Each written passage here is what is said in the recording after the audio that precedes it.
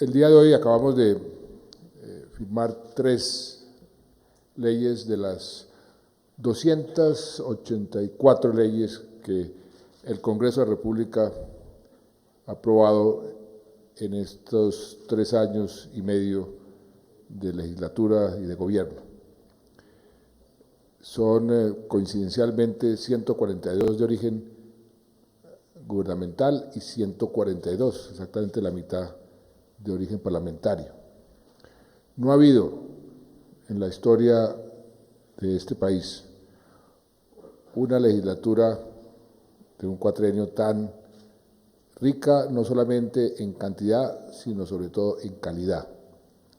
Cuando uno hace el análisis de todas las leyes y reformas constitucionales que el Congreso de la República ha aprobado en estos 3 años y medio, se puede dar uno cuenta que aquí hay gobernabilidad y hay una democracia efectiva, que es capaz de tomar acciones y de aprobar reformas en el tiempo que se requiere, en forma oportuna, que eso es fundamental. Cuando uno ve alrededor del mundo lo que está sucediendo por la polarización política, por la falta de acción de los congresos, como por ejemplo acaban de aprobar en Estados Unidos, después de 5 años, por primera vez después de 5 años, el presupuesto general de la nación. Lo que nosotros acabamos de hacer en Estados Unidos no habían logrado hacerlo en 5 años, debido a la polarización política. Y eso nos ha permitido comenzar a mostrar los resultados que hemos visto ya en cifras y en hechos reales y que la población colombiana está comenzando a apreciar. El día de hoy sancionamos 3 de esas leyes. La ley del presupuesto, que es, en cierta forma, la expresión política de un gobierno. Usualmente la ley del presupuesto se aprueba sin mayor bombo, sin darle mucha importancia, cuando debe ser lo más importante, porque ahí se resume la intención política de un gobierno y el respaldo político del Congreso, que es quien además aprueba el gasto. Todos estos recursos que estamos viendo a lo largo y ancho del país es un esfuerzo conjunto. El gobierno propone, pero es el Congreso el que dispone. Todas las inversiones que estamos viendo, tanto en la parte material como en la parte social, es producto de ese esfuerzo conjunto. Y por eso el presupuesto es tan importante como expresión política. En el caso de este presupuesto, es el presupuesto más alto en la historia de la nación, 203 billones de pesos. Es un presupuesto que tiene un componente social, el más alto también de la historia, y ahí comienza uno a ver reflejado la intención del gobierno. Este gobierno ha querido ser un gobierno reformista y las reformas que han aprobado el Congreso así lo demuestra. Ha querido ser un gobierno progresista y las reformas que se aprobaron y este presupuesto así lo demuestra, y eso se está traduciendo en resultados sociales sin precedentes. Por eso la importancia de este presupuesto para el año entrante radica ahí, en que vamos a continuar con la inversión social que hemos venido haciendo en estos 3 años.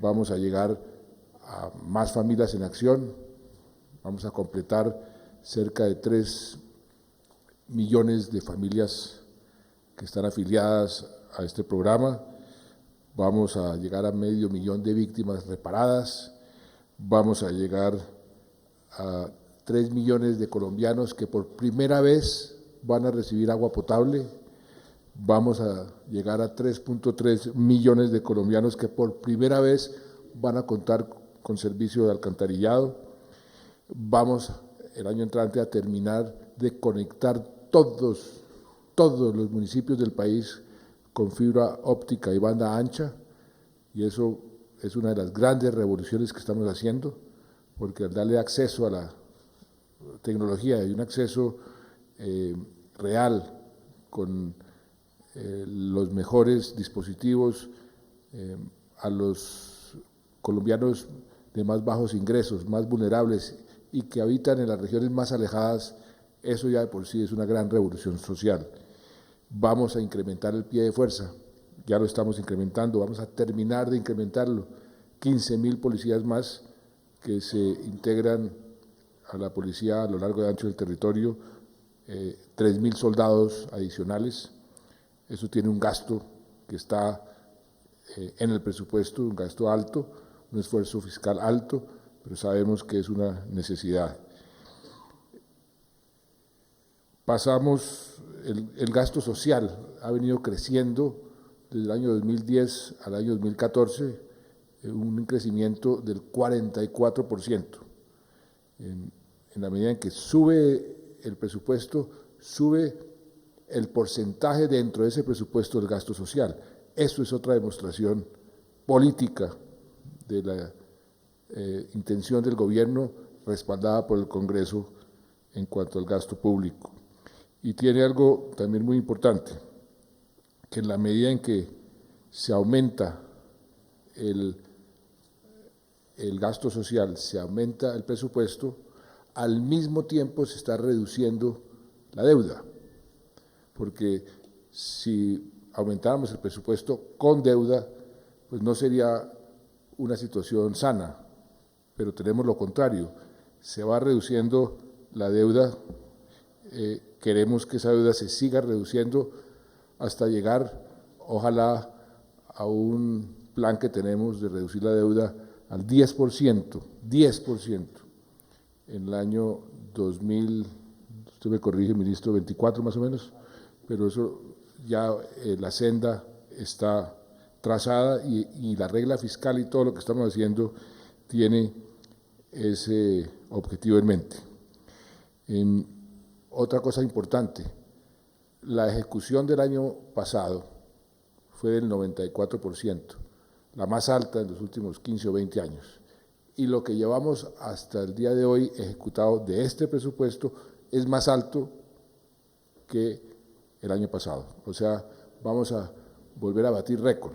Estamos haciendo un presupuesto muy amplio, muy grande, lo estamos ejecutando y lo estamos dirigiendo hacia aquellos sectores que más lo necesitan, que es el sector social. La otra ley que sancionamos hoy es la extensión del 4 por mil que se iba a comenzar a desmontar el 1 de enero, lo pospusimos un año. Eso fue con una intención muy clara, que los recursos provenientes de ese impuesto se enfoquen exclusivamente en el sector agropecuario. ¿En qué tipo de gastos? En distritos de riego, en acueductos, en vivienda rural. Ahí hay un aspecto muy importante porque no solamente estamos construyendo 100.000 casas gratis para los más necesitados en los sectores urbanos, sino también 100.000 en el sector rural, que además es donde el impacto social es mayor porque allá está concentrada la pobreza y la desigualdad. También para restitución de tierras, comercialización de productos, investigación y ciertos compromisos sectoriales que se han venido adquiriendo. Pero esta ley tiene dos aspectos también muy importantes, y es que permite la refinanciación de las deudas del PRAN y del Fondo de Solidaridad Agropecuaria. Sin esa ley no se hubiera podido atender a quienes quieren esa refinanciación, que son, ministro me corregirá, cerca de 25.000 en lo del PRAN y no sé cuántos, y 32.000 que se vencían, no son 25, 32.000, y 150.000 que se benefician. También se está autorizando la condonación de una deuda que ya estaba descontada en el Banco Agrario. Eso está contenido en esta ley, ¿no es cierto? Entonces, el efecto de esta extensión en el sector rural, pues es un efecto muy importante. Y la otra ley que se acaba de sancionar es una ley realmente histórica, la ley del incidente fiscal. ¿Por qué digo que es histórica? Porque Colombia se ha convertido en un país ejemplo a nivel mundial en cuanto al manejo responsable de sus finanzas públicas. Fue con ese criterio, con el principio de la responsabilidad fiscal, que propusimos al Congreso que introdujera como criterio para tener en cuenta en cualquier acción del Estado, bien sea en el Ejecutivo, en el Legislativo o en el Poder Judicial, el impacto fiscal de las decisiones. ¿Con qué objeto? Con objeto de mantener la salud fiscal de la nación. ¿Por qué?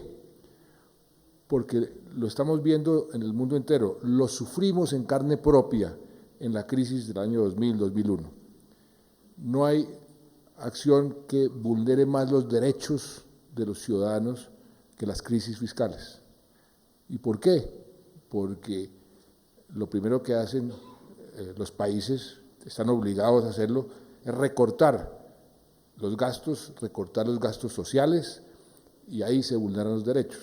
Cuando hay una crisis fiscal, se reduce el presupuesto, y ¿quién paga los platos rotos? Los ciudadanos con menos educación, con menos salud, con menos seguridad, con menos justicia. Por eso elevamos a rango constitucional el criterio de sostenibilidad fiscal. Pero eso teníamos que reglamentarlo. ¿Cómo opera? ¿Qué se tiene que hacer para que el gobierno tenga la capacidad de cuestionar un acto, bien sea del Ejecutivo, bien sea del Legislativo, bien sea del propio Poder Judicial? Esta ley lo que hace es reglamentar esa reforma constitucional a través de una ley que se le ha llamado Ley de Incidente Fiscal. Es decir, que a partir de ese momento el gobierno puede poner en discusión una decisión, inclusive de las propias Cortes, cuando esa decisión tiene un perjuicio fiscal que pueda a la larga poner en peligro la sostenibilidad fiscal. El solo hecho de haber puesto en nuestra Constitución el criterio de responsabilidad fiscal fue señalado por el mundo entero. Me consta cuando fui a la reunión del G20, donde están las economías más poderosas, que decían: esto que hizo Colombia es un ejemplo a nivel mundial. Y lo que ustedes han hecho, señores congresistas, señores senadores y representantes, al aprobar esta ley de incidente fiscal, es hacerle seguimiento a esa gran reforma constitucional en donde se introdujo el criterio de sostenibilidad fiscal. ¿Y en qué nos beneficia?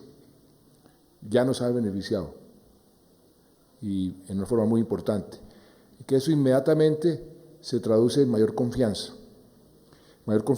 en el largo plazo de nuestra economía, y eso se traduce en menor costo del capital. Cuando Colombia sale a los mercados internacionales a financiarse, como suele hacer cualquier país, hoy en día estamos pagando los costos más bajos de nuestra historia. ¿Por qué? Por no solamente haber corregido los desbalances fiscales, sino, yo diría que con mayor razón, por haber introducido este tipo de reformas: reforma del incidente fiscal, la reforma a la Constitución introduciendo el criterio, y la ley que ustedes también aprobaron de regla fiscal, que, como ustedes saben, es una reforma que nos obliga a mantener una senda en materia de comportamiento fiscal, que si por cualquier razón de una medida anticíclica, porque viene un problema coyuntural, un problema internacional, podemos salirnos de esa senda, pero que al año siguiente tenemos que corregir el desfase para evitar lo que hoy están sufriendo una cantidad de países muy serios en Europa, en Japón, en Estados Unidos, de ir acumulando déficit tras déficit hasta que la bomba explota. Y ahí es, vuelvo y repito, cuando se vulneran en forma grave los derechos de los ciudadanos. O sea que quienes sostienen que este tipo de reformas lo que hacen es vulnerar derechos porque anteponen el criterio económico a la satisfacción de los derechos, se equivocan, porque una condición necesarísima para poder satisfacer los derechos, garantizar los derechos, es precisamente la estabilidad y la salud económica, la salud fiscal. Por eso yo quiero nuevamente agradecerles, doctor Cristo, doctor Sánchez, usted fue presidente de la comisión en el Senado que aprobó estas reformas, a todos ustedes, a todos los senadores y representantes, el apoyo para que esto se haya convertido en una realidad. Toda la legislatura es un modelo, es un ejemplo. Yo esperaría que todos ustedes se volvieran multiplicadores de su trabajo, porque el trabajo fue y ha sido de ustedes, que lo estamos viendo en los resultados que el mundo entero está reconociendo y aplaudiendo. En mi viaje a Washington estuve en una reunión sui generis, porque no es usual que las tres entidades multilaterales se reúnan en una misma sede, y de ahí salió un comunicado de prensa de las tres entidades multilaterales aplaudiendo la forma como Colombia ha venido manejando su economía, como Colombia ha venido progresando en sus indicadores sociales. Ustedes vieron el informe reciente de la CEPAL, tienen las proyecciones de crecimiento de América Latina del 3.2%, a Colombia la tienen el 4.5%.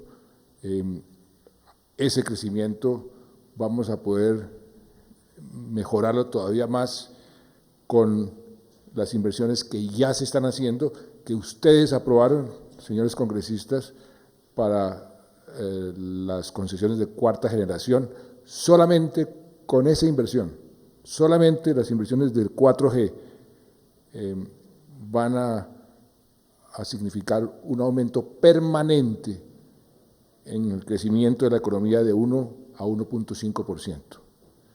O sea que a este 4,5%, que es más o menos el potencial de crecimiento de nuestra economía, le vamos a agregar 1,5%, o 1, vamos, de 5,5%. Y si logramos que el año entrante, a esta hora, podamos decir que estamos en paz, el crecimiento de la economía puede ser de 1,5% a 2,5% adicionales. O sea que esa ambiciosa meta que hace algunos años pensábamos que era totalmente irrealizable, de ser un país con un crecimiento parecido al crecimiento que han tenido los países asiáticos más exitosos, pues estamos viendo que puede ser posible en Colombia, gracias a ustedes, señores congresistas, y gracias a las políticas que esta gobernabilidad nos ha permitido poner en marcha. De manera que yo quería que con este acto de cierre de fin de año, destacar la legislatura, no solamente la que terminó ahora estos últimos meses, sino la legislatura que ustedes, antes de las elecciones, pueden sentirse muy orgullosos de haber aprobado en estos 3 años y medio. El país es diferente. Estas reformas son reformas de gran significado, no voy a mencionarlas, son muchísimas, con un gran alcance, sobre todo de tipo social, que vuelvo y repito, también se refleja en el presupuesto que acabamos de aprobar y de promulgar. De manera que muchas gracias, ministros, y a todos ustedes, buenas tardes.